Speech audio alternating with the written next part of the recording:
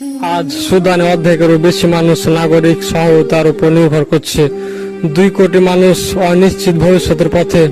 School নেই, হাসপাতাল ধ্বংস, মসজিদ পুরা। যেখানে নামাজ হতো সেখানে আজ লাশ পড়ে আছে। পৃথিবীর প্রভাবশালী দেশগুলো দেখছে, কেউ কেউ চোখ ফিরিয়ে নিচ্ছে, কেউ হিসাব করছে তেল, স্বর্ণের বা প্রভাবের। কিন্তু কেউ দেখছে না সে মাটিকে যে নিজের সন্তানের হারিয়ে মরুভূমিতে বসে আকাশের দিকে তাকিয়ে আছে। উম্মেদ, দারফুম, আল ফাসির, হারতুম এসব শহরে এখন একটাই পথিক, রক্ত, আগুন আর নীরবতা প্রতীক। যেখানে প্রতিটি গুলি যেন চিৎকার করে বলে মানুষের জীবন আজও কম দামি স্বর্ণের চেয়ে। সুদানের যুদ্ধ শুধু এক দেশে নয়, মানবতার পরীক্ষার মঞ্চ, যেখানে ব্যর্থ হচ্ছে বিশ্ব বিবেক, হারিয়ে যাচ্ছে মুসলিম অগ্রণিত প্রাণ।